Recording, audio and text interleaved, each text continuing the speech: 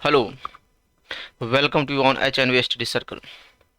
Hello student, चलिए आज हम पढ़ने जा रहे हैं matters in our surroundings. Okay, so we will talk about what is matters, everything about this and in details. Let us start. Can you tell me what is matter? क्या आप बता सकते हो मैटर क्या होता है? बिल्कुल हम बता सकते हैं। हमारे आसपास में जितने भी चीज़ें भरी पड़ी है सब के सब किस चीज़ से बना हुआ है? तो मैटर है। Everything are matters and it made up from the particles. ठीक है। अगर हम बात करते हैं व्हाट इज मैटर्स, तो आपको यहाँ पर दिख रहा होगा क्या क्या है हमारे पास। एयर है, वाटर है ना। Air, waters, and also we can say that stone, clouds, pencils, book, everything is matter. Everything made up of the matter. सब के सब किस चीज़ से बना हुआ है? तो मैटर का बना हुआ है। नाउ अब हम बात करेंगे मैटर इज। अगर हम डेफिनेशन की बात करते हैं तो कहते हैं matter is everything in this universe that occupy space and has मास। जितने भी चीज़ है हमारे आसपास में दुनिया में, सबके पास, जिसके पास भी क्या है, वो अपना स्पेस ऑक्यूपाई करता है। और ऑल्सो हम कह सकते हैं कि वह उसके पास कुछ न कुछ मास है, तो उसके क्या कह देंगे हम? मैटर है। चलो अब हम बात करते हैं constituent of matter. Constituent of matter की अगर हम बात करते हैं तो इसमें हम देखेंगे जो मैटर जो हमारा बनता है वो किस चीज़ से बनता है। यहाँ पर आपको राइट साइड में दिख रहा होगा छोटे छोटे पार्टिकल्स यहाँ पे डांस कर रहे हैं। ठीक है। ये जो पार्टिकल सब है, ये सब के सब किसके पार्टिकल्स है? तो ये सब के सब मैटर के पार्टिकल्स हैं। ठीक है। और ऐसे छोटे छोटे पार्टिकल से जो है सो मैटर बनता है, जितने भी चीज़ें होती है हो। चलो यहाँ पे जरा हम एक बार देख लेते हैं। सबसे पहले जो हमारे इंडिया के जो फिलोसफर सब थे, उन्होंने बताया था कि all the living and non living things made up of the 5 basic element. उन्होंने बताया था कि 5 बेसिक एलिमेंट से टोटल का टोटल जो जितने भी लिविंग और नॉन लिविंग थिंग है वो बनता है। उसको हम पंचतत्व के नाम से भी जानते हैं। एज उसको हम क्या कह सकते हैं? एयर कह सकते हैं, वाटर कह सकते हैं, है ना, अर्थ, सॉइल की बात कर रहे हैं, स्काई एंड फायर। ये पंचतत्व उन्होंने बताया था जिस चीज़ से जो जितने भी चीज़ है इसी से बना होता है। और अभी कहते हैं पंचतत्व में लोग विलीन हो जाते हैं, इन सेंस मिट्टी में मिल जाते हैं या any things we can say that. तो therefore matter is composition of the 5 constituents. उन्होंने बताया था जो मैटर जो है सो 5 चीज़ों के कंपोजिशन से बना हुआ है। ये किन्होंने बनाया था, बताया था? तो ये बताया गया था हमारे इंडिया के फिलोसफर के द्वारा, काफ़ी पहले जो वेद पुराण सब चलते थे उस टाइम की बात। इसके बाद अगर हम बात करेंगे फिजिकल नेचर ऑफ मैटर की बात करेंगे, मैटर का कौन कौन से फिजिकल नेचर है, इसमें हम देख लेते हैं। इज मैटर कॉन्टिन्यूस, कॉन्टिन्यूस और पार्टिकुलेट। मतलब जो मैटर होता है क्या ये कॉन्टिन्यूस है या ऐसे सीरियल वाइज होता है? जैसे हमको अगर टेबल बेंच दिख रहा है तो यहाँ से यहाँ सीधा दिख रहा है, ऐसा है? या छोटे छोटे पार्टिकल से जुड़ा हुआ है? दिखने से तो हमको कॉन्टिन्यूस दिखता है, लेकिन हकीकत में ये पार्टिकुलेट है, मतलब पार्टिकल से बना हुआ है। तो चलो इसको देखते हैं। Matter is the particulate in nature. कैसा है matter? Matter is the particulate in nature. Why? Because it made up of from the smallest particle. यहाँ पर आपको दिख रहा होगा एक, ये जो दिख रहे हैं डांसिंग बॉल, यहाँ पे ये छोटे छोटे पार्टिकल्स, ऐसे ऐसे छोटे छोटे पार्टिकल्स मिलके एक बड़ा सा मैटर्स का क्या करता है? फॉर्मेशन करता है। ठीक है। तो matter is the particulate in nature and this means that the matter consist of the particles as you can see in the microscopic image of the cube. अगर हम देखते हैं माइक्रोस्कोपिक इमेज से आप देखोगे तो आपको पता चल जाएगा। यहाँ पे मैंने इसको एक लगाया था, एक छोटा सा जो है सो डायग्राम है, इसके थ्रू से भी पता चल रहा है थोड़ा थोड़ा। चलो हम आगे बढ़ते हैं। यहाँ से ये जो दिख रहा है आपको मैटर्स है, ये टोटल का टोटल क्यूब जैसा मैटर है। इसको एक छोटे से पार्ट्स को यहाँ से जूम करके जब निकाला गया तो हमको दिखा कि एक बड़ा सा पार्टिकल्स है, इसमें काफ़ी छोटे छोटे छोटे छोटे पार्टिकल्स भरा पड़ा है। तो that is called particles. Okay, इसको और हम अच्छे तरीके से जानते हैं। कह रहा है कि if we put a drop of red colour in the water, the colour, किसी भी अगर पानी में अपने आपने रेड कलर इसमें पुट करते हैं तो आप देखोगे उसमें वो पूरे के पूरे कलर क्या होता है? रेड कलर में कन्वर्ट होता है। This happens because the particles of red colour mix with the particle water. ये ऐसा क्यों होता है? क्योंकि लाल कलर का जो होता है ना, लाल कलर जो है सो हमारे किसमें मिक्स हो गया? तो पानी में मिक्स हो गया। अगर लाल कलर पानी में मिक्स हो गया तो छोटे छोटे पार्टिकल्स उसके टोटल के टोटल पानी में मिक्स हो जाएगा। इसका मतलब है जो मैटर के तो बना है, किससे बना है? पार्टिकल से बना है। ठीक है। चलो आगे बात करते हैं थोड़ा सा। इसमें आपको एक यहाँ पे दिख रहा होगा, ये जो मैटर है दिख रहा है एकदम हिल डुल रहा है, हिल डुल रहा है, सब आपस में बॉन्डिंग है, हमें नहीं दिखता है, लेकिन ये कंटिन्यूसली मूवेबल होता है। ठीक है, जितने भी पार्टिकल्स होता है हमें नहीं दिखता है क्योंकि हम इतने मतलब करीबी से नहीं देख पाते हैं, लेकिन जितने भी मैटर्स बना हुआ है उसके बीच का जो पार्टिकल्स होता है वो थोड़ा थोड़ा कंटिन्यूसली क्या करता रहता है, मूव करता रहता है। तो इस मूव वाले का हम आगे भी डिस्कस करेंगे, तो एक बार अभी आप देख लो जो कंटिन्यूस मूव कैसे करते हैं मैटर्स अपने आप में। ठीक है, चलो गुड। अब हम आगे बढ़ते हैं नेक्स्ट पे, और यहाँ पर देख लेते हैं हम कि what is the size of these particles. Particles का साइज जो है सो काफ़ी छोटा पार्टिकल्स होता है, वेरी स्मॉल साइज होता है जो हमें नेकेड आई से नहीं दिख पाता है। ठीक है, यहाँ पर अगर आपको दिख रहा होगा तो हमें नहीं दिख रहा है, काफ़ी सारे जूम करने के बाद में पता चल रहा है।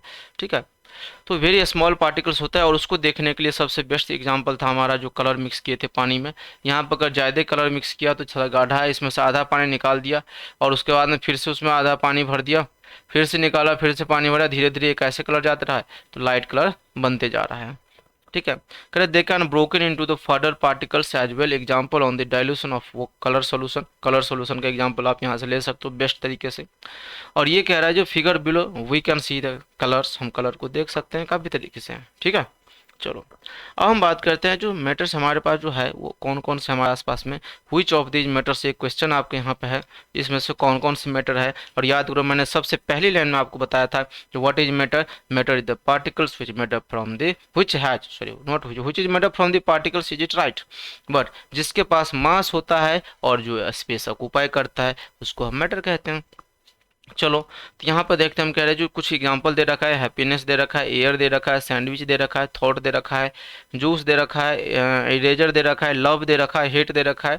देखो कहते हैं air, sandwich, juice and eraser are these have mass. Air के पास ही मास होता है, सैंडविच के पास ही मास है, जूस के पास भी है, इरेजर के पास है, तो दे ऑक्यूपाई स्पेस और यह ऑक्यूपाई भी स्पेस करता है, तो इसको हम मैटर कहेंगे, that is called matter. Okay no, और दूसरा जो इसमें जैसे कि अपने लव दे रखा है ना, और लव भाई कौन सा स्पेस ऑक्यूपाई कर, तो वो अलग बात है जो आपका दिल में स्पेस ऑक्यूपाई करता है, लेकिन साइंस नहीं ऐसा मानता है। तो लव यहाँ पे हो गया, हेट यहाँ पे हेट हो गया, ये सब ऐसा कोई स्पेस ऑक्यूपाई नहीं करता है, इसीलिए इसको हम मैटर नहीं कहते हैं। ठीक है, यहाँ पे हैप्पीनेस हो गया, हम हैप्पीनेस कोई स्पेस ऑक्यूपाई नहीं करता है, दैट इज नॉट, इसलिए ये मैटर नहीं है। थॉट यहाँ पे कोई स्पेस ऑक्यूपाई नहीं करता है, ये मैटर नहीं है। चलो नेक्स्ट, अब कहते हैं characteristic of particles of matter, क्या क्या कैरेक्टरिस्टिक होता है। अब हमने ये जाना जो मैटर्स जो है सो बना हुआ है छोटे छोटे पार्टिकल से, लेकिन उस पार्टिकल्स के पास ऐसा क्या प्रॉपर्टी है जो एक मैटर्स की फॉर्मेशन कर दिया। अगर वो पार्टिकल छोटा छोटा है तो छोटा छोटा घूमता रहता है ना, एक साथ कैसे आ गया, क्या रीजन है इसके पीछे, तो चलो इसके बारे में भी हम जानते हैं। यहाँ पर अगर हम बात करते हैं पार्टिकल्स ऑफ मैटर्स का, तो हैव द थ्री कैरेक्टरिस्टिक, कितने कैरेक्टरिस्टिक है, तीन कैरेक्टरिस्टिक है। पहला की हम बात करेंगे, particles of matters have space between them. Particles of matter के बीच में जो है सो स्पेस होता है। यहाँ पर अगर आपको दिख रहा होगा राइट साइड में पार्टिकल्स मूव कर रहा है, लेकिन काफ़ी सारे स्पेस होता है इनके बीचों में, तो particles of matters have space between them. Also हम कह सकते हैं अगर आप स्विम करने के लिए पानी में जाते हो तो पानी के अंदर से मतलब तैर के निकल जाते हो, मतलब मछली जो पानी में रहता है वो यहाँ से वहाँ जाता है। अगर पार्टिकल के बीच में स्पेस नहीं रहता तो एक साइड से दूसरे साइड कोई नहीं जा पाता, है ना। अगर हमने दीवार में कील ठोकते हैं उसके टाइम भी हम देखते हैं यहाँ पे कील जो है सो चला जाता है अंदर, भले थोड़ी सी फोर्स लगाना पड़ता है, वो डिपेंड करता है जो किस टाइप के मैटर्स में कितने स्पेस होता है। जैसे सॉलिड की बात करेंगे तो उसमें काफ़ी कम होगा, लिक्विड में उससे थोड़ा ज़्यादा होगा, गैस में बहुत ज़्यादा होगा, जिसमें हम भी तो घूम लेते हैं। तो particles of matters have space between them, first point is correct. Any doubt, no doubt. Have you understand यहाँ पे दे रखा है एग्जाम्पल, इसके बेसिस पे आप कह सकते हैं। दूसरा अगर हम बात करते हैं, next one is that particles of matters are moving all the time. Matters का जो पार्टिकल्स होता है वो क्या करता है, मूव करता रहता है ऑल टाइम्स। अभी अभी मैंने जस्ट दिखाया था आपको, जो पार्टिकल्स का जो मैटर था इससे पीछे जब मैंने बताया था आगे काम होगा, मूव करने वाला एक बड़ा सा ऐसे था और मूव कर रहा था। तो particles of metals move, matters are in motions in all the time and hence the possess kinetic energy। और जब ये काइनेटिक एनर्जी, जब ये मूवमेंट होगा तो मूवमेंट के कारण से एक एनर्जी प्रोड्यूस होता है जिसको हम कहते हैं kinetic energy. Okay, so kinetic energy, the energy which create, which energy which produced due to the movement of the any object. इस चीज के जो एनर्जी वाले है, काइनेटिक एनर्जी, पोटेंशियल एनर्जी, इसकी काफी डिटेल में डिस्कस हम करेंगे जब वर्क एनर्जी चैप्टर पढ़ेंगे तब, ठीक है। अभी हम बस इतना जानते हैं काइनेटिक एनर्जी किसके कारण से होता है, तो ड्यू टू मोशन के कारण से होता है। जो अगर ऑब्जेक्ट मोशन में आता है तो उसके कारण से एनर्जी प्रोड्यूस होता है, that is called kinetic energy. तो इसका मतलब है जो पार्टिकल्स अगर मूव कर रहा है तो उसके बीच में काइनेटिक एनर्जी भी होगा, बिल्कुल होगा। तो काइनेटिक एनर्जी भी होगा, और किसमें ज़्यादा काइनेटिक एनर्जी होगा, जिसकी पार्टिकल ज़्यादा मूवमेंट करेंगी। अगर हम सॉलिड लिक्विड गैस की बात करें तो सॉलिड में सबसे कम, उससे ज़्यादा लिक्विड, उससे ज़्यादा गैस में होगा। तो कह रहा है जो particles of the matters are motions all the times and hand it process energy. Energy होता है जैसे कि energy due to the motion, है ना, किसके कारण से होता है, तो मोशन के कारण से होता है। इंक इन वाटर, ये सब दे रखा है आपको। दूसरा हमारे पास एक डिफ्यूजन बड़ी इंपॉर्टेंट पॉइंट होता है। व्हाट है से डिफ्यूजन? डिफ्यूजन कहते हैं the process of mixing of two different types of particles together is called diffusion. Process of mixing of two different types of particles, तो डिफरेंट डिफरेंट टाइप्स के particle जब mix कर जाता है तो उसको हम क्या कहते हैं, diffusion. And diffusion become faster on heating. अगर जब भी हम हीट करते हैं ना तो डिफ्यूजन जो है सो बहुत फास्ट में होता है। जैसे यहाँ पे देख रखा होगा आपको, बिफोर हीटिंग था यहाँ पे, ये जो रेड वाले पार्टिकल्स यहाँ पे बैठा पड़ा है, लेकिन जब इसको हीट कर दिया या डिफ्यूजन हुआ तो उस केस में क्या हुआ, ये पूरे के पूरे सभी जगह फैल गया। तो हम कह सकते हैं डिफ्यूजन वो प्रोसेस है जिसमें two different types of particles क्या करता है, साथ साथ मिल जाता है या मिक्स कर जाता है। Okay, now next correct, kinetic energy of the particles also increase in heating. बिल्कुल यस, काइनेटिक एनर्जी भी हीट करने से इंक्रीज करता है, क्योंकि जब ये हीटिंग करते हैं तो पार्टिकल्स जो होता है एक दूसरे को दूर भागने की कोशिश करता है, और वो उसकी मूवमेंट, उसकी मोशन बढ़ जाती है। जब उसकी वेलोसिटी बढ़ गई तो 100% श्योर है कि उसकी काइनेटिक एनर्जी भी बढ़ेगी ही बढ़ेगी। तीसरे नंबर पर आता है particles of matters. Particles of matters attract each other.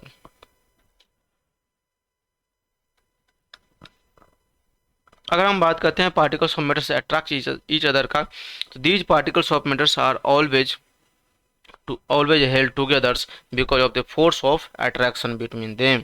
हर एक पार्टिकल्स के बीच में एक फोर्स ऑफ अट्रैक्शन होता है, ठीक है। तो इसलिए हम कहते हैं उसको जो है सो अट्रैक्ट किए रहते हैं एक दूसरे पार्टिकल्स को, and so that any matters form. अगर एक दूसरे को अट्रैक्ट नहीं करता तो अगर हम टेबल की बात करें तो टेबल में से जितने छोटे छोटे पार्टिकल्स हैं सब घूमता रहता, कोई किसी से मतलब ही नहीं किसी को।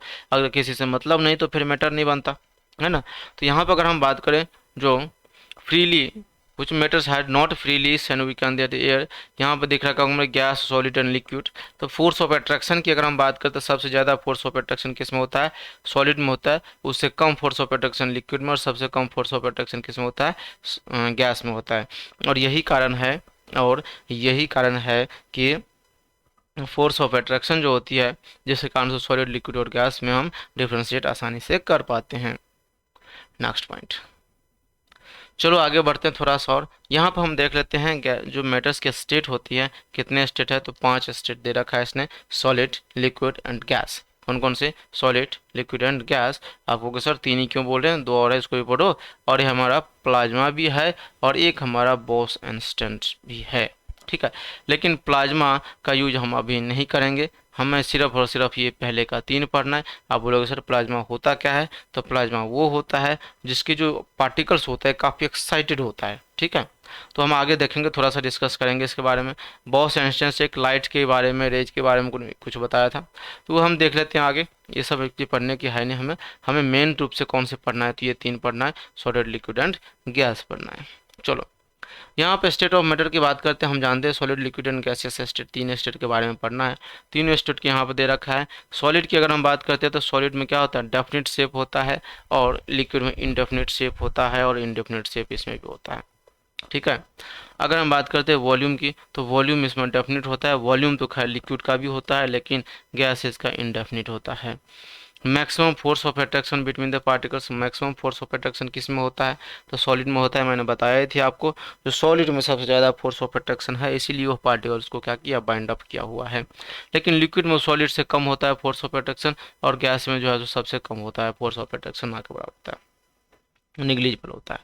Now we talk about that can not compress. कह रहे जो अगर हम सॉलिड को दबाएंगे तो कंप्रेस नहीं कर सकते हैं, लेकिन कैन नॉट बी कंप्रेस्ड, ये कंप्रेस्ड हो भी सकता है, ये भी कंप्रेस जो है सो नहीं हम कह सकते हैं होता है, मतलब थोड़ा बहुत कंप्रेस होता है। आपको कैसे हम दबाते हैं तो दब जाता है, बिल्कुल दब जाता है, लेकिन अगर आप इधर से दबाओगे, अगर मान के चलो बैलून में आपने पानी भर लिया और अगर आप इधर से दबाओगे तो इधर क्या होगा, निकल जाएगा, तो कंप्रेस हुआ कहाँ से? कैसे कंप्रेस कह सकते हो? कोई नहीं हुआ कंप्रेस। लेकिन कंप्रेस कौन हो सकता है? तो हमारा गैस जो है सो कंप्रेस हो सकता है। ठीक है, चलिए हम बात करते हैं जो can not compress kinetic energy of the particles minimum. सबसे कम काइनेटिक एनर्जी किस में होता है? सॉलिड में होता है, मैंने बताया था। क्यों? क्योंकि पार्टिकल्स के मूवमेंट का भी कम होती है। अगर पार्टिकल्स के मूवमेंट कम होती है तो काइनेटिक एनर्जी भी क्या होगी? कम होगी। बोले यस और नो? यस। नो। अगर लिक्विड की बात करते हैं तो इसमें पार्टिकल्स की जो मूवमेंट होती है वो सॉलिड से थोड़ा ज़्यादा होता है, इसलिए काइनेटिक एनर्जी भी कंपेरेबल टू सॉलिड थोड़ा सा ज़्यादा होता है। और सबसे ज़्यादा अगर काइनेटिक एनर्जी की हम बात करें तो सबसे ज़्यादा काइनेटिक एनर्जी किस में होगा? गैसेस में होगा, मैक्सिमम काइनेटिक एनर्जी। पार्टिकल्स का नोट मूव दिया, यहाँ पे उसी का रीजन दे रखा है, कह रहा है हाई डेंसिटी। डेंसिटी की बात करते हैं तो डेंसिटी हमारे पास क्या होता है? मास अपन का वॉल्यूम होता है। अगर ये मास अपन का वॉल्यूम होता है, जिसका मास ज़्यादा होगा एरिया उतना ही वॉल्यूम, सबका एरिया मैं सेम रख देता हूँ वॉल्यूम, लेकिन अगर इसमें मास ज़्यादा है तो उसकी क्या, उसकी डेंसिटी भी ज़्यादा होगी। अगर डेंसिटी लोअर देन सॉलिड, इसका डेंसिटी लोअर होता है, इसका सबसे कम होता है। And can not flow, can not flow means that solid जो है सो फ्लो नहीं कर सकता है। क्यों? क्योंकि इसके बीच के फोर्स ऑफ प्रोटेक्शन बहुत ज़्यादा होता है, जिसके कारण से ये पार्टिकल्स को फ्री नहीं कर सकता है। लेकिन यहाँ पे हमारे पास है लिक्विड, लिक्विड जो है सो फ्लो भी कर सकता है, कंप्रेस्ड भी सॉरी लिक्विड फ्लो कर सकता है। क्यों? क्योंकि डेंसिटी ऑफ लिक्विड क्या होता है? लोअर देन सॉलिड, सॉलिड से थोड़ा कम होता है। इस तरह से गैस की बात करते हैं, डेंसिटी काफ़ी लो होता है और फ्लो कंप्रेस्ड, और क्या कर सकते हैं उसको? तो हम कंप्रेस्ड कर सकते हैं और वो फ्लो भी होता है। ठीक है, पार्टिकल्स कैन मूव फ्रीली, हम जानते हैं इसमें मूव फ्रीली होता है किसमें? तो गैसियस स्टेट में होता है। आई होप आपको क्लियर हो गया। इसके आगे हम जस्ट अब नेक्स्ट स्लाइड की ओर चलते हैं। तो ये था हमारा स्टेट ऑफ मैटर। चलिए अब हम बात करते हैं दूसरे, और नेक्स्ट पेज में हमारा पता है can matter change it's state. क्या मैटर जो है सो अपना स्टेट चेंज कर सकता है? जी हाँ, बिल्कुल कर सकता है। जैसे आइस जो है सो स्टेट चेंज का मतलब क्या? जैसे कि अगर सॉलिड है तो कोई लिक्विड बन जाएगा, अगर लिक्विड है तो गैस बन जाएगा, है ना, या लिक्विड से सॉलिड बन जाना, इसको हम कहते हैं state of change of matter. यहाँ पर अगर हम बात करते हैं आइस की, तो आइस क्या है? आइस आपके सॉलिड फॉर्म में होता है, वाटर लिक्विड फॉर्म में होता है, वाटर वेपर गैस फॉर्म में होता है, लेकिन सब के सब किसके कॉन्स्टिट्यूएंट हैं? तो H2O से, मतलब वाटर से ही बने होते हैं। ठीक है, तो इसके बेसिस पे हम कह सकते हैं जो मैटर जो है सो अपना स्टेट चेंज कर सकता है। This indicates that the matter can change it's state. इससे पता चल जाता है मैटर स्टेट चेंज करता है। Affect of change of temperature, क्या क्या अफेक्ट होता है? अगर हम बात करते हैं टेम्परेचर की चेंज होने से हमारे मैटर पे क्या अफेक्ट पड़ता है, जरा देखते हैं कि what happen when the matters can heat. क्या होगा अगर हम मैटर को हीट करेंगे? याद करो, जस्ट पहले मैंने आपको बताया था कि अगर हम हीट करते हैं तो हीट करने से उसके जो पार्टिकल्स होता है, वो पार्टिकल्स की जो काइनेटिक एनर्जी होती है वो मूव करने लगती है, मतलब इंक्रीज कर जाती है काइनेटिक एनर्जी। क्यों? क्योंकि पार्टिकल्स के बीच की जो मूवमेंट होती है वो तेज हो जाती है। मतलब अगर सॉलिड की अगर हम बात करते हैं तो सॉलिड में करें, जब हम सॉलिड को हीट करते हैं तो इसमें काइनेटिक एनर्जी क्या होता है? इंक्रीज करता है between the particle solid, and kinetic energy increase and which decrease the forces of attraction between them. अगर काइनेटिक एनर्जी बढ़ गया, मतलब अगर हमारे पास छोटे छोटे मैटर्स ऐसे बंधा हुआ है, लेकिन काइनेटिक एनर्जी बनने के कारण से ये सब दूर आपस में भागने लगेगा, तो इसके बीच की जो फोर्स ऑफ अट्रैक्शन होगा वो फोर्स ऑफ अट्रैक्शन क्या हो जाएगा? कम हो जाएगा। ठीक है, इसीलिए हम कहते हैं जब भी हमारे पास, अगर मान के चलो आप कोई भी मेटल्स है या कोई ज्वेलरी ज्वेलरी बनाते हैं या गोल्ड का जो कुछ भी चैन उन बनाते हैं, तो उसके लिए क्या करते हैं? पहले उस मेटल्स को हीट किया जाता है, और हीट जब ये करते हैं तो उसके बीच की जो फोर्स ऑफ अट्रैक्शन होती है वो फोर्स ऑफ अट्रैक्शन से काफ़ी कम हो जाती है, जिसके कारण से वो मेटल क्या हो जाता है? काइनेटिक एनर्जी बढ़ जाती है और वो किस फॉर्म में आ जाता है? तो लिक्विड स्टेट में आ जाता है। तो जब वो लिक्विड स्टेट में आ जाता है, फिर हम उसको जिस टाइप के हमें जो है सो ज्वेलरी बनाना होता है उस टाइप में हम उसको पावर कर देते हैं, और फिर थोड़ी देर के बाद वो सूख जाता है, या हम कह सकते हैं जो जो सॉलिड स्टेट में आ जाता है, तो वो फिर हमारा ज्वेलरी बनकर तैयार हो जाता है। मतलब मेरे कहने का मतलब ये था कि अगर हम किसी भी मेटल्स को हीट करें तो उसके बीच की काइनेटिक एनर्जी क्या होगा? बढ़ जाएगा, और काइनेटिक एनर्जी बढ़ने के कारण से फोर्स ऑफ अट्रैक्शन कम हो जाएगा। They start vibrating. अगर हमने ऐसा करते हैं तो उसके बीच की जो काइनेटिक एनर्जी बढ़ेगा तो पार्टिकल्स भी तो इंक्रीज करेगा, पार्टिकल्स की जो वेलोसिटी है वो भी तो बढ़ेगी, और पार्टिकल्स की वेलोसिटी बढ़ेगी तो उसको पोजीशन चेंज करेगा, और जिसके कारण से उसमें क्या होगा कि वाइब्रेशन सा क्रिएट होगा, and particles become free and solid convert into the liquid, और पार्टिकल्स क्या हो जाएगा? फ्री हो जाएगा एक दूसरे से और वो किस में कन्वर्ट हो जाएगा, तो लिक्विड में कन्वर्ट हो जाएगा। नेक्स्ट मेल्टिंग पॉइंट, यहाँ पे सबसे इंपॉर्टेंट है मेल्टिंग पॉइंट क्या होता है, this is the temperature at which melt become liquid, atmospheric pressure that is called melting point. अगर कहते हैं कोई भी सॉलिड क्या करता है, मेल्ट कर जाता है और वो लिक्विड में कन्वर्ट हो जाता है, तो उसको हम कहते हैं melting point. Okay, I hope आपको यह समझ में आया होगा। नहीं आया है तो आप नीचे कमेंट करके बता सकते हैं, मैं फिर से कोशिश करूंगा आपको समझाने की। चलो हम आगे बढ़ते हैं, या वीडियो को रिपीट से देख सकते हैं। For example the melting point of, यहाँ पे जो दे रखा है हमारे पास आइस का मेल्टिंग पॉइंट कितना है, 273.16 केल्विन। ठीक है, 273.16 केल्विन, ये जो है सो इसका मेल्टिंग पॉइंट होता है किसका, तो आइस का होता है। ठीक है, मतलब इतने 0 डिग्री सेल्सियस से ऊपर हम कह सकते हैं, उसके बाद फिर वाटर में कन्वर्ट होना स्टार्ट हो जाता है।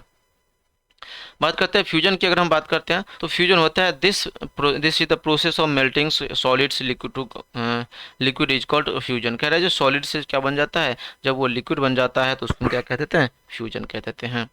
ठीक है, अगर हम बात करते हैं यहाँ पे कुछ आइस के क्यूब रखा हुआ है, आइस के क्यूब जो है सो ये मेल्ट करने के बाद में एनर्जी जब इसमें फॉर्म किया हीट के फॉर्म में, तो यह लिक्विड बन गया और ये कुछ ऐसा बन गया, तो दैट इज कॉल्ड फ्यूजन भी कह सकते हैं। मेल्टिंग मतलब सॉलिड जब लिक्विड में कन्वर्ट हो जाता है, तो उस टेम्परेचर को मेल्टिंग पॉइंट कहते हैं, प्रोसेस को फ्यूजन कहते हैं। ठीक है, चलो अगर हम बात करते हैं what happen in the matters when we heat, क्या होता है मैटर्स को जब हम इसको हीट करते हैं। कहते हैं in this matters that we process solid reaches to the melting points and temperature does not increase further.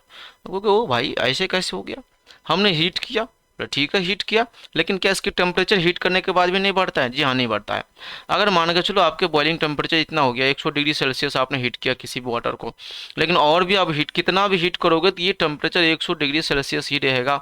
आप कहोगे है ऐसा भी होता है? हाँ जी, बिल्कुल ऐसा होता है। अगर इससे ज़्यादा की टेम्परेचर की अगर हम बात करें तो वो ज़्यादा जितने भी टेम्परेचर होगा ना, वो टेम्परेचर खर्च हो जाता है उस लिक्विड को वेपर बनाने में। ठीक है, किसमें, तो उस लिक्विड को वेपर बनाने में वो टेम्परेचर खर्च हो जाता है। यहाँ पर हम बात कर लेते थोड़ा सा, कहते हैं not increase further so we does all the heat go, क्या फिर sorry where does all the heat, फिर हमें दिमाग में आता है ये हीट गया तो गया कहाँ। कह रहे हीट जब भी हम करते हैं, ठीक है, तो solid at a times of the melting is use by the particle, जो मैंने बताया आपको, जो उसके फोर्स बीच का फोर्स ऑफ अट्रैक्शन जो है सो कम हो जाता है, जिसके कारण वो कन्वर्ट हो जाता है दूसरे में। And heat energy therefore consider in hidden, इसीलिए हीट एनर्जी यहाँ पर कुछ हिडन हमें दिखता है। ठीक है, लेकिन वो एक्चुअली खर्च होता रहता है किसी एक स्टेट से दूसरे स्टेट को चेंज होने में।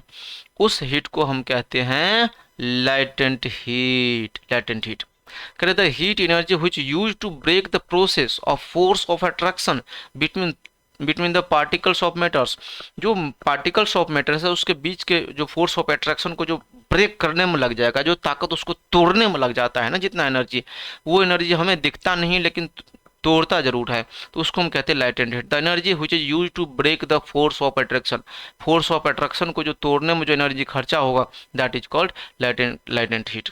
And this heat is hidden therefore it is called the latent heat, ये छुपा रहता है इसलिए इसको लाइटेंट हीट कहते हैं। अगर हम बात करते हैं लैटेंट हीट ऑफ फ्यूजन का, this is the amount of heat energy required to change the 1 kg of the solid into the liquid. 1 kg solid को अगर लिक्विड में कन्वर्ट करने के लिए at atmospheric pressure the pressure at the melting point, at atmospheric pressure पे जितना heat हमें खर्चा हो रहा है 1 kg सॉलिड को लिक्विड में कन्वर्ट करने के लिए, उसको हम क्या कह देते हैं, that is called melting point, and उस हीट को हम कह देते हैं लैटेंट हीट। आई होप आपको ये बात समझ में आ गया होगा। ठीक है, जिस टेम्परेचर पर होता है वो मेल्टिंग पॉइंट, इस प्रोसेस को लैटेंट हीट, सॉरी इस हीट को लैटेंट हीट कहते हैं, प्रोसेस को फ्यूजन कहते हैं। एटमॉस्फेरिक प्रेशर का अगर हम बात करते हैं तो एटमॉस्फेरिक प्रेशर जो है सो हमारे pressure exerted by the weight of the atmosphere. Atmosphere के वेट का आपको बोलोगे हो, एटमॉस्फेयर का वेट होता है, जी हाँ बहुत वेट होता है, और एटमॉस्फेरिक प्रेशर भी बहुत ज़्यादा होता है, क्योंकि एयर की वेट जो जितने भी है ना एयर हमारे एटमॉस्फेयर में, उस सब का कुछ ना कुछ वेट होता है, जिसके कारण से एटमॉस्फेरिक प्रेशर क्रिएट होता है। लाइटेंट हीट ऑफ वेपोराइजेशन, यहाँ पे था लाइटेंट हीट ऑफ फ्यूजन। फ्यूजन की अगर हम बात करें इसका मतलब है फ्यूजन होने में लाइटेंट हीट। अगर हम लाइटेंट हीट ऑफ वेपोराइजेशन की बात करेंगे तो वेपोराइजेशन होने में लाइटेंट हीट। कह रहा है 1 kg अगर लिक्विड है, वो लिक्विड अगर गैस में कन्वर्ट हो रहा है, उसको कन्वर्ट करने के लिए जितने लाइटेंट हीट की जरूरत होगी, तो उसको हम कह देंगे लाइटेंट हीट ऑफ क्या, वेपोराइजेशन। मतलब वो हमारे वाटर को किस में कन्वर्ट कर रहा है, वाटर को कन्वर्ट कर रहा है गैस में, तो that is called latent heat of vaporization. Okay, no इसके बाद अगर हम बात करते हैं दूसरा, यहाँ पर आपको दिख रहा होगा एक डायग्राम सुंदर सा आ रहा है। अगर हम बात करेंगे यहाँ पे जो दिख रहा है, जो कि हमने टेम्परेचर 0 डिग्री से इंक्रीज करना स्टार्ट किया, ठीक है, उसको आप अच्छे से समझो। 0 डिग्री से मैंने टेम्परेचर बढ़ाना स्टार्ट किया और ये इंक्रीज करते करते यहाँ तक गया और यहाँ पे मान लो 100 डिग्री सेल्सियस पहुँच गया। अब हम कितना भी हीट कर रहे हैं टेम्परेचर तो हमारा बढ़ ही नहीं रहा है। 100 डिग्री सेल्सियस क्योंकि सॉलिड से लिक्विड में पहुंचा है तो ये 0 डिग्री सेल्सियस पे पहुंच गया। अब इसको हम कितना भी हीट दे रहे हैं, हीट हमारा बढ़ ही नहीं रहा। हीट अगर नहीं बढ़ रहा है इसका मतलब है क्या, तो ये जो सॉलिड था हमारा, ये सॉलिड अब किस में कन्वर्ट हो रहा है, ये लिक्विड में कन्वर्ट हो रहा है। इसीलिए जो यहाँ पर टेम्परेचर का ग्राफ दिख रखा है कांस्टेंट दिख रहा है। यहाँ भी हमारा जितना डिग्री सेल्सियस होगा वही उतना ही होगा, इस पूरे के पूरे एरिया में सेम टेम्परेचर होगा। लेकिन एक प्रोसेस जारी होता है, कौन सा, जो प्रोसेस हमारा होता है जो सॉलिड को किस में कन्वर्ट करता रहता है, लिक्विड में कन्वर्ट करता रहता है। फिर से आपने यहाँ से हीट करना स्टार्ट किया, हीट करते करते जब यहाँ पे पहुँचा एक पॉइंट के बाद तो यहाँ पर जाकर फिर से यहाँ से यहाँ तक टेम्परेचर हमारा कांस्टेंट होता है। जो लैटेंट हीट होता है, जो टेम्परेचर कांस्टेंट देगा यही लैटेंट हीट है हमारा। और ये लैटेंट हीट होता है, ये काम क्या करता है, तो इस लिक्विड को किस में कन्वर्ट करता रहता है, तो गैस में कन्वर्ट करता रहता है। ये जो हीट होता है, एनर्जी जो खर्चा होता है किसमें, फोर्स ऑफ अट्रैक्शन को तोड़ने में खर्चा होता है, वही हमारा क्या होता है, लैटेंट हीट होता है। आई होप आपको ये बात समझ में आया हुआ। लैटेंट हीट बहुत ही इंपॉर्टेंट है और ये आपको सभी जगह टकराएगा, एग्जाम में हो जाए या कंपटीशन एग्जाम में, सभी जगह आएगा। नेक्स्ट अगर हम बात करते हैं यहाँ पर लिक्विड्स की बात करते हैं, तो सॉलिड की हम बात कर लिए, लिक्विड की बात करेंगे। लिक्विड में क्या क्या होता है, तो just like a solid, solid के जैसा भी होता है लिक्विड में भी। अगर हम लिक्विड को हीट करते हैं तो kinetic energy of particles liquid increase, kinetic energy increase करता है और force of attraction break down होता है और फोर्स ऑफ अट्रैक्शन जो है सो कम हो जाता है उसका, और उसकी जो पार्टिकल्स होता है मूव करना स्टार्ट कर जाता है। We keep on the supply heats and that become the particles, then liquid start changing into the gas. मतलब ये लिक्विड जो है ना वो क्या कर सकता है, लिक्विड फॉर्म से किस में कन्वर्ट हो जाएगा, गैस में कन्वर्ट हो जाएगा। That is equal say that overcomes, कह रहे हैं यहाँ पे एक्चुअली ओवरकम होना चाहिए था, overcome the forces of attraction completely, और फोर्स के जो अट्रैक्शन होता है वो कम कर देता है, मतलब खत्म कर देते हैं के हिसाब से।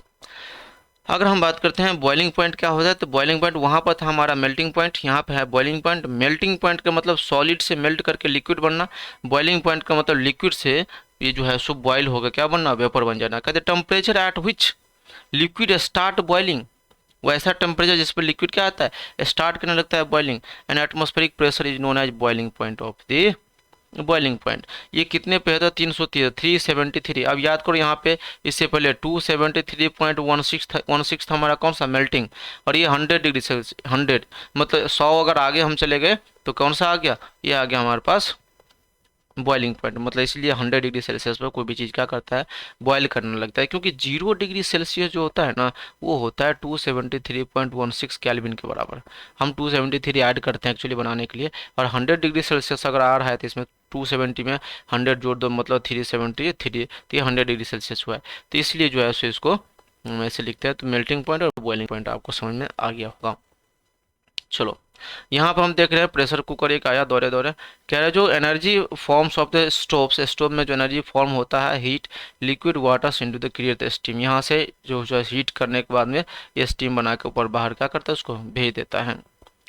नेक्स्ट अगर हम बात करते हैं लेटेंट हीट ऑफ वेपोराइजेशन, मैंने आपको बता ही दिया था 1 kg जो लिक्विड को जलाने में, 1 kg लिक्विड को वेपर में कन्वर्ट करने में जितने एनर्जी की जरूरत होगी, और एनर्जी का काम क्या होता है, तो ब्रेक डाउन करता है किसको, उसकी फोर्स ऑफ अट्रैक्शन को कम करता है। नेक्स्ट यहाँ पर सेम डायग्राम है, यहाँ पर लाइटेंट हीट की अगर हम बात करें तो ये वाला जो पार्ट है ये लाइटेंट हीट है, क्योंकि लिक्विड से किस में कन्वर्ट कर रहा है, गैस में कन्वर्ट करने के टाइम हीट जो है वो कांस्टेंट है।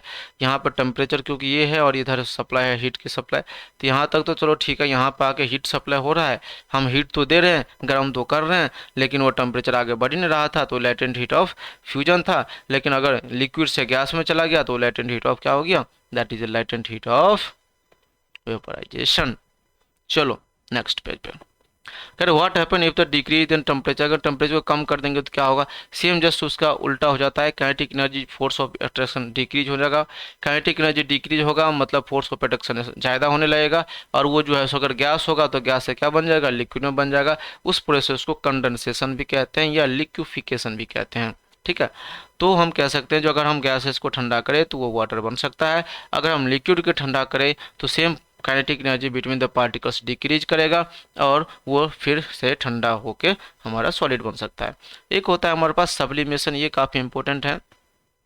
Sublimation change of the state gas directly into the solid into the vice versa is known as the sublimation. कह रहा है सब्लिमेशन क्या करता है, वो स्टेट सॉलिड स्टेट से डायरेक्टली किस में कन्वर्ट हो जाता है, गैसियस स्टेट में, उसको हम कह देते हैं सब्लिमेशन। और ये काफ़ी बार पूछा भी जा चुका है सब्लिमेशन क्या होता है। तो जैसे कि कैम्फर हो गया आपका, सॉलिड स्टेट में होता है, गर्म करने पर डायरेक्ट किस में कन्वर्ट हो जाएगा, तो डायरेक्ट कन्वर्ट हो जाता है हमारा ये किस में, गैसियस स्टेट में, विदाउट चेंजिंग एयर, एयर में कन्वर्ट नहीं होता है, उसको हम कहते हैं सब्लिमेशन।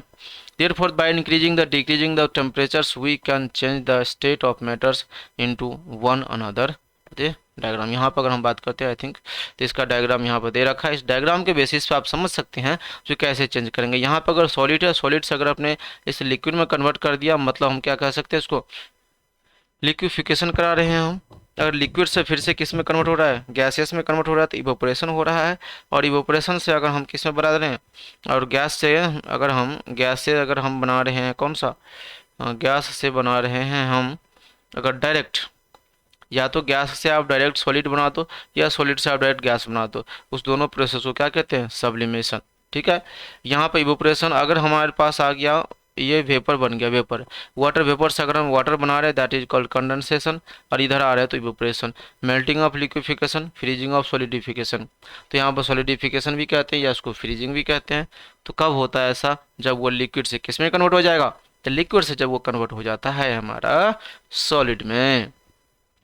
चलो, effect of change of pressure, pressure की चेंज से क्या होता है, तो by applying the pressure we can bring the particles of matters close to each others and increase the force of attraction. यहाँ पर जब हम प्रेशर अप्लाई करते हैं तो फोर्स ऑफ अट्रैक्शन बढ़ जाता है और पार्टिकल्स को एक दूसरे के करीब ला लेता है। आप बोले हो सर ऐसा भी होता है, जी हाँ बिल्कुल होता है। हम ये एलपीजी का नाम तो आपने सुना ही होगा, जब हमने घर में गैस का यूज करते हैं, इसका होता है लिक्विफाइड पेट्रोलियम गैस। लेकिन लिक्विडफाइड, क्या गैस भी पेट्रोलियम लिक्विडफाइड होता है, जी हाँ। गैस को क्या करता है, इतने प्रेशर पर उसको लिक्विड कर, ज़्यादा प्रेशर देगा, फोर्स ऑफ अट्रैक्शन इंक्रीज करेगा, फोर्स ऑफ अट्रैक्शन इंक्रीज करेगा, काइनेटिक एनर्जी डिक्रीज करेगा, और वो क्या बन जाएगा, वो गैस से क्या बन जाता है, तो लिक्विड में कन्वर्ट हो जाता है। तो हमारे सिलेंडर में जो होता है गैसेस, वो हिलता रहता है, पानी जैसा आवाज आता रहता है, क्यों, क्योंकि वो लिक्विड के फॉर्म में होता है। कह रहे when we compress and decrease the temperature of the gas change into the liquid। कह रहे जब भी हम ऐसा करेंगे तो वो किस में कन्वर्ट हो जाएगा, लिक्विड में कन्वर्ट हो जाता है। अगर हम बात करते हैं dry ice, carbon dioxide is solid forms is known as the dry ice, इसको हम ड्राई आइस के नाम से जानते हैं। It can directly turn gas by decreasing the pressure of 1 atmospheric. Dry ice यहाँ पे एक CO2 को कहते हैं ड्राई आइस, ठीक है, ये पूछा भी जाता है। जो सूखा बर्फ किसको कहते हैं, तो सूखा बर्फ कार्बन डाइऑक्साइड को कहते हैं। और ये dry ice it can directly turn into the gas, ये गैस में आता है कब, जब डिक्रीज द प्रेशर 1 एटमॉस्फेयर। अगर प्रेशर को 1 एटमॉस्फेयर से भी कम कर दिया जाए तो वह गैसियस जो है सो उसमें कन्वर्ट कर देता है गैस में। नो, हम बात करते हैं इवोपरेशन। इवोपरेशन सब जानते हैं, बच्चा जानते हैं, जहाँ हमारे पास लिक्विड पार्टिकल्स क्या हो जाता है, किस में कन्वर्ट हो जाएगा, the phenomena of the changing the liquid to into the vapours. अगर लिक्विड जो है सो वेपर में कन्वर्ट हो रहा है तो उस प्रोसेस को हम क्या कह देते हैं, इवोपरेशन। यहाँ पर अगर हम बात करें, यहाँ पर जो दे रखा है इसके थ्रू से अगर कोई भी लिक्विड है ये कन्वर्ट हो गया गैस में, इवोपरेशन हो गया। हम यहाँ पे काफ़ी सारे देखते हैं, यहाँ भी आप देख सकते हैं इवोपरेशन का प्रोसेस। यहाँ पे पहले लिक्विड था, ये लिक्विड कन्वर्ट होकर क्या बन गया, गैस का छोटे छोटे टुकड़ा बन गया। लेकिन याद रखना, अगर वाटर कभी भी वेपर होता है तो H2O नहीं अलग होता है, चाहे पार्टिकल्स कितना भी छोटा क्यों ना हो। छोटे से छोटे पार्टिकल्स होगा उसमें भी जो कम्बिनेशन बनेगा वो H2O का कम्बिनेशन बनेगा ही बनेगा। नो, अगर हम बात करते हैं evaporation different that then the boiling of soon in the figures. ये थोड़ा सा अलग होता है किसी का बॉइलिंग के कंपेरेबल में। बॉइलिंग करने में सिर्फ बॉयल होता है, इवोपरेशन बॉइलिंग के बाद जो हम हीट प्रोवाइड करते हैं। और यही कारण है कि अगर कभी हमें किसी का भाप लग जाए तो वह ज़्यादा गर्म लगता है। क्योंकि उसकी जो टेम्परेचर होती है उसमें जो लाइटेंट हीट होती है वो ज़्यादा होता है, जिस कारण से हमें हीट उसकी लगता है गर्म पानी की तुलना में। यहाँ पर इवोपरेशन देख लो, इवोपरेशन में जो है ये पार्टिकल्स ऊपर जा रहा है और बॉइलिंग में जो है ये बॉयल होता है और पार्टिकल्स आसपास में हो रहा है। ठीक है, तो ये इवोपरेशन और बॉइलिंग का डिफरेंस है। फैक्टर ऑफिंग द कुछ हमारे पास है कंडीशन दे रखा है, एरिया अफेक्टिंग द इवोपरेशन का कौन कौन से कंडीशन जो है सो अफेक्ट करता है। इंक्रीज द सरफेस एरिया, अगर सरफेस एरिया बढ़ा देंगे इवोपोरेशन का रेट जो है सो बढ़ जाएगा। और पार्टिकल्स, रीजन है इसका, particles have the more space and then can evaporate easily, space ज़्यादा हो जाएगा, आसानी से इवोपरेट हो जाएगा। इंक्रीज इन टेम्परेचर, अगर हम टेम्परेचर बढ़ा देते हैं तो इवोपरेशन बढ़ जाएगा। Kinetic energy among the particles increase कर जाएगा। अगर हम बात करते हैं इंक्रीज इन ह्यूमिडिटी, ह्यूमिडिटी बढ़ा देंगे तो डिक्रीज करेगा, क्योंकि content of the air increase and evaporation decrease, और इवोपरेशन क्या होगा, कम हो जाएगा। इंक्रीज इन विंड, विंड की अगर हम बात करते हैं तो हवा भी, जो अगर हम हवा को बढ़ाते हैं इट्स इंक्रीज करेगा, है ना। क्यों इंक्रीज करेगा, क्योंकि ये हीट थोड़ा सा लाएगा। वाटर वेपर से ब्लोन, वाटर वेपर ब्लोन करेगा and away by the winds, ठीक है। तो ये सब हमारे पास कुछ कंडीशन था, जिस कंडीशन के बेसिस पर इस पे आपको ढेर सारे क्वेश्चन मिलने वाले हैं। क्योंकि बोलेगा जब हम कपड़ा सुखाते हैं या हम कभी कोई जो क्रीम व्रीम लगाते हैं, या जैसे आप सैनिटाइजर का एग्जांपल ले लो, आप ठंडा लगता था लेकिन थोड़े दिन में सूख जाता था, लेकिन ऐसा क्या सिस्टम है जो ठंडा भी लगता है सूख भी जाता था, इसलिए क्योंकि उस सरफेस एरिया जो बढ़ जाती थी जिसके कारण से इवोपरेशन बढ़ जाता था। और वहाँ की जो हीट जो थी हमारे हाथों की, वो हीट हमारे खर्चा हो जाता था किस में, उसको कन्वर्ट करने में, किस में कन्वर्ट करने में, तो वेपर में कन्वर्ट करने में, जिसके कारण से हमको ठंडा के एहसास होता था। कह रहे हाउ इवोपरेशन कॉजिंग कूलिंग, ये काफ़ी इंपॉर्टेंट है, इसके कारण से आपको 10 20 25 क्वेश्चन सॉल्व हो सकता है। कहते the process of evaporation use the energy of liquid particles, वो जो लिक्विड पार्टिकल्स है, वो लिक्विड पार्टिकल्स क्या करता है, एनर्जी खर्चा कर लेता है। Therefore the particles absorb the energy, वो पार्टिकल्स एनर्जी को ऑब्जॉर्व कर लेता है from the surroundings in the order to compensate the energy to the being the lost of the process, lost process, उसको हम क्या कह देते हैं, इवोपरेशन कह देते हैं। लॉस्ट होने टाइम में सारा का सारा एनर्जी आसपास के जितना भी हीट होगा टोटल ऑब्जॉर्व कर लेगा। This result cooling around the surrounding area, इसी के कारण से जो है उस एरिया में क्या होता है, ठंडा की एहसास हमें होता है। यहाँ पर आपको दिख रहा होगा हाई एनर्जी, यहाँ पर बहुत ज़्यादा एनर्जी है, काइनेटिक एनर्जी यहाँ पर थोड़ा कम है, यहाँ पर काफ़ी कम है। तो वो डिपेंड कर रहा है आवर प्लम्स फील, हमारे जो हाथ होता है ये कूल का फील करता है when we put the some acetone and nail paint anythings, people's sprinkles water, they all are everything about the evaporation, because evaporation absorb that energy from the convert from the one state to another state, that's so a liquid converted into vapor and that absorb the energy. We able to sip hot tea faster in sugar than the cup, कह रहा है जो हम जो पीते हैं क्या कहते हैं, इसको जो कहते हैं हम जो चाय जो पीते हैं ना, चाय पीते हैं और इसको क्या कहते हैं, अरे भाई जो चावल के जो बनाते हैं ना उस टाइम में जो लिक्विड होता है, वो ये जो सॉसर होता है, सॉसर है ना, तो इसमें उसको पीने में हमें ज़्यादा मेहनत लगता है, क्योंकि ये जो है सो काफ़ी गर्म होता है और कंपेरेबल टू चाय की तुलना में। दूसरा अगर हम बात करते हैं, why peoples wear cotton cloth in summers, cotton cloth summer में क्यों पहनते हैं लोग, इसका भी कारण है, क्योंकि we perspire the more summer, summer के टाइम में जो है सो हमें काफ़ी पसीना निकलता है, और ये पसीना निकलने के कारण से जो स्वेट जो होता है हमारा वो इवोपरेट होता है, take energy from the our body, वो हमारे बॉडी से एनर्जी ले लेता है और वो क्या करता है, इवोपरेट हो जाता है और हमारे बॉडी को ठंडक के एहसास देता है। लेकिन अगर हम कॉटन का ना पहने तो हमारा जो वो इवोपरेशन प्रोसेस है वो नहीं हो पाएगा, जिसके कारण से हमारा पसीना सूख नहीं पाएगा और गर्मी और ज़्यादा लगता रहेगा। ठीक है, कह रहे Y water droplets appear on the surroundings for the glass with ice cold, कह रहे क्यों जो है सो वाटर ड्रॉपलेट्स आसपास में, आप देखोगे यहाँ पे ग्लास है और आसपास में जो है इसके आसपास में वाटर ड्रॉपलेट्स आ जाता है। तो कह रहा है जो when they comes the contact, जब कॉन्टैक्ट में आता है तो walls glass and then ice cooled, ice जो है सो कूल डाउन हो जाता है, वाटर्स एंड देन कंडेंस, वो कंडेंस हो जाता है उसके एरिया में और वो उसके साइड में क्या करता है, बैठ जाता है, changing the gaseous state to liquid and then forming the tiny water droplets. ये सब में नहीं होता है, कोल्ड ड्रिंक सब में ज़्यादा होता है, चाय में कोई दिखाओ करके, चाय में नहीं होगा, है ना। तो ठंडे में होता है क्योंकि ठंडा इस कारण से वो कंडेंस कर लेता है, वहाँ की जो एटमॉस्फेरिक जो वेपर प्रेशर होते हैं उस पर प्रेशर कंडेंस होके वहाँ पर जो है सो चिपक जाता है। ठीक है, क्योंकि इसलिए लिखा है pure solution of the ice cold water, Coca Cola सब में भी होता है। अब हम बात करेंगे द 5 स्टेट ऑफ मैटर की हम बात किए थे, उसमें आपको बताया था मैंने एक डायग्राम के थ्रू जो 5 स्टेप होता है, जिसमें 3 के बारे में हमने बहुत अच्छी तरीके से पढ़ा है। ठीक है, और 2 जो बच रहा था वो हमारा एक है प्लाज्मा, दूसरा है हमारे पास बॉस आइंस्टाइन। प्लाज्मा की अगर हम बात करते हैं तो कह रहे हैं जो plasma it state the matters which particles are super excited and super energetic. Particle जिसमें बहुत ही ज़्यादा एक्साइटेड होगा, बहुत ही ज़्यादा एनर्जेटिक होगा, उसको हम प्लाज्मा कहते हैं। They are in the forms of ionized gas. वो किस फॉर्म में होगा? तो आयोनाइज्ड गैसेस के फॉर्म में होगा। ठीक है। Fluorescent tubes and neons light bulb consist of plasma.